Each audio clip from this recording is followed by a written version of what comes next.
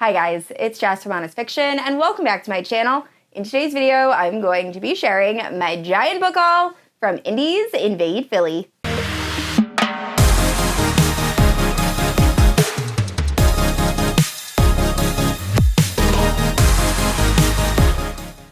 Alright guys, so before I get into the book haul, I did want to talk about Indies Invade Philly. So if you want to skip this part, go right ahead. I will leave timestamps down in the description below.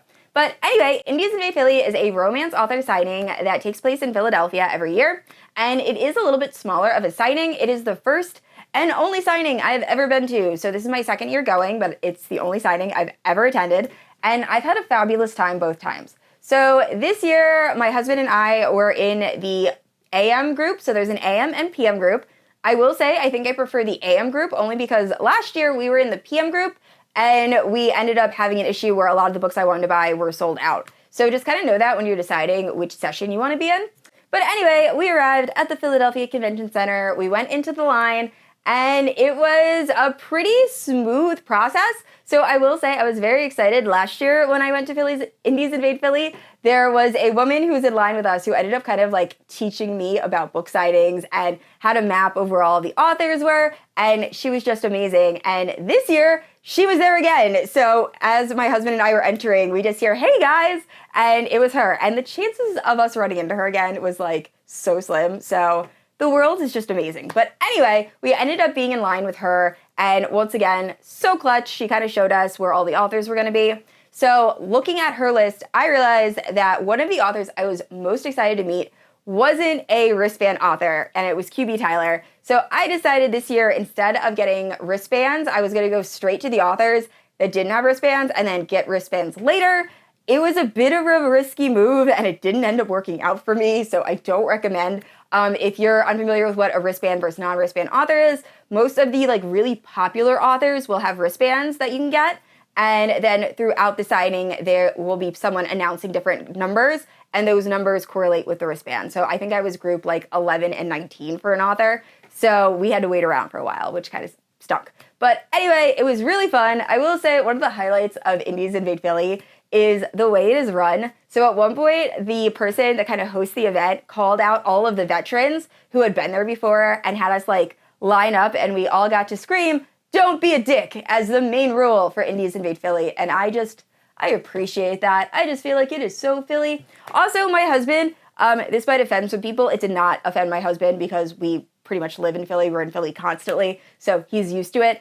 People kept calling him a book bitch because he was helping me carry books, and he was also the one normally paying. So he decided next year he is going to make a shirt that just says book bitch across it, and he's very excited, and he has this all planned. But anyway, an amazing time. Highly recommend. We'll definitely be going next year if I can get a ticket. But anyway, now let's get into the book haul. All right, so I'm going to share these books in the order that I saw the authors. So like I said in the beginning, I was most excited to meet Q.B Tyler, so I literally beelined right for her station as soon as I was able to enter the convention. So first up, I got What Was Meant to Be, and this is the hardback version. So I haven't read this yet, but it is age gap, forbidden romance. I think it's either Godfather or Parents' Best Friend, but Q.B Tyler writes spice like no other, so I know this is going to be amazing. I also just love this edition, and I had no idea these hardbacks were going to be available, and I am so happy they were. So this was the first book I bought, and then I also got Unconditional by Q.B Tyler. I'm going to be honest, I don't have a clue what this book is about. I literally just bought it because the cover was stunning. It has ballet shoes and this necklace, and it was really pretty. So I grabbed this. I think it might be Friends to Lovers, but don't quote me on that. But overall, I am so excited to check both of these books out. And Q.B Tyler was so unbelievably sweet. I literally did not say anything to her, I don't think. My husband did most of the talking, just because I tend to be super shy, especially when I'm meeting people that I am huge fans of. But anyway, she seemed really sweet, and I'm just so happy I got to meet her. And next up, we headed over to K.K Allen, and I ended up buying The Waterfall Effect. Now, I realized after I purchased this book that there's actually a newer cover that was available, but for some reason, I just thought this one was really pretty. K.K Allen was so unbelievably sweet. So I literally picked this book up just because of the cover, and she was concerned I might not like it. So she was asking me my reading taste, and she's like, do you like romantic suspense? Like, I want to make sure you enjoy this book before you buy it. And I just appreciated that. And she was just so easy to talk to. Like I said, I am so shy when I meet authors, and she just made it a really fun experience. But after I purchased this book, I ran into that friend I was talking about in the beginning of this, and she said this is one of her favorite books by K.K. Allen. So I think I did good. But I will definitely be trying to pick this up in December. And I've been loving romantic suspense lately, so hopefully this is as good as everyone says. And the next author I met was Natasha Knight. So I had already planned on going to get something signed by her, but my husband ended up seeing this artwork or these art prints, and he was really interested. So these are the art prints, and I am completely obsessed.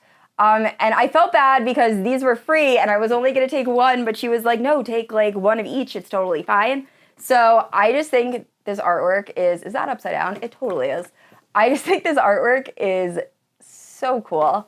And if anyone knows what book this is from, now that I'm looking at it, the book might actually be called Unholy Union, but I love this art print. It was my favorite, and it looks like arranged marriage. It looks dark. It looks like a book I would really enjoy. But anyway, after the art prints, I decided I was going to buy a book from her just because I don't think I own any physical copies of her books. So I picked up this one, literally just because I thought the cover looked cool. And now that I've read the back, I am so excited to read this book. So I think this is actually a bind-up of two books, but it's arranged marriage, possibly. But we're following this girl who's been forced to marry this guy.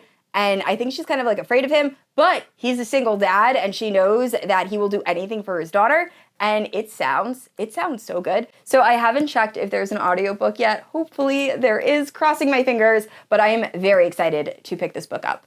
And next up, I ended up meeting Meg Anne and K. Loraine. They were both there promoting the Mate Game series. So I had to buy Obsession and Rejection, which are the first two books in that series. I actually have a reading blog where I read the first book in that series that I'll leave in the cards and in the description. But I had no idea these authors were going to be there. So I actually had just read Obsession. I kind of wish I had brought my copy to get it signed, but I was able to get both of these signed, which is very exciting. So it's a paranormal Why Choose romance series, and it is so much fun.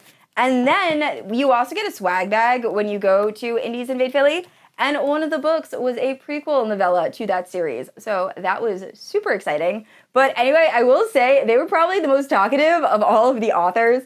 And they were just so sweet. Everyone is so nice. I absolutely love going to signing events, just kind of for the reminder that authors are people too. And I know that's like so obvious, but I feel like I fangirl so hard, and they were just so relatable and nice to talk to. But anyway, had an amazing time, and I am so excited I got both those books.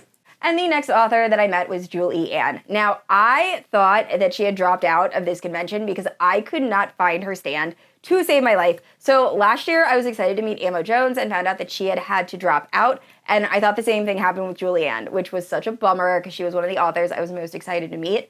And then I happened to put my books down by a table, and I looked up, and Julianne was right there, and I was so excited. But anyway, she was so nice. I actually brought my Hello Lovely edition of For Lucy for her to sign. This book, I read in one sitting. It will make you cry. It is so good, but also so sad. Have tissues ready. But I absolutely loved it. And then I also brought the Naked Fisherman duet for her to sign. This is probably one of my favorite age gap romances, specifically the first book. I will say the protagonist is a lot. In the beginning, she's very, very naive. However, she grows a lot throughout this duology. So I was just so thrilled I got to meet her. I did not get a picture with her because I didn't have Scott with me. We had separated at this point. And he was kind of my cameraman, and I just felt so bad asking a random person to take a picture. Although I am sure someone would have done it. Everyone at this convention is super sweet. But anyway, I was just so excited I got to meet her. And the rest of the books on this list are all from authors that had wristbands. And unfortunately, because I didn't get those wristbands right away, Scott and I had to wait for 45 minutes, just walking around.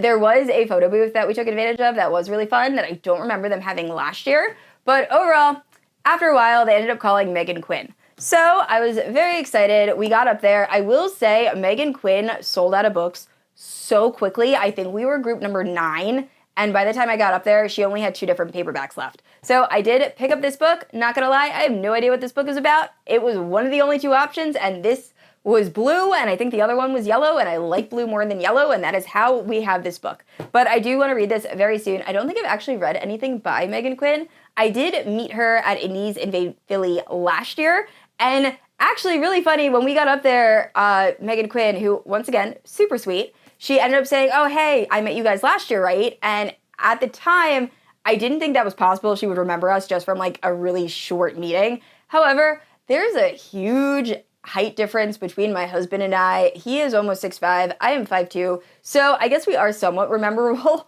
But anyway, at the time, I thought she was confusing us with someone else. But anyway, she was really sweet. She signed this book for me, and she was so much fun, so I cannot wait to check out her books.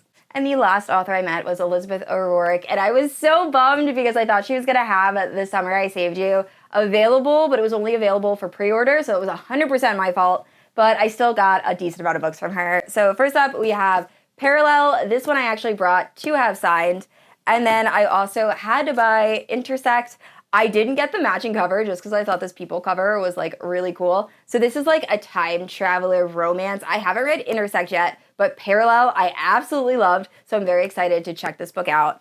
And then I also got Drowning Aaron. So I think this is part of the same series as Waking Olivia, obviously a different couple. But I hadn't heard of this book, so I'm very intrigued and will hopefully be reading this in December. But The Summer We Fell is by far my favorite Elizabeth O'Rourke book, and of course, I completely forgot to bring it. So that was a little bit of a bummer, but if you have not read The Summer We Fell, one of my favorite like love triangle books, it is so, so good. Highly, highly recommend.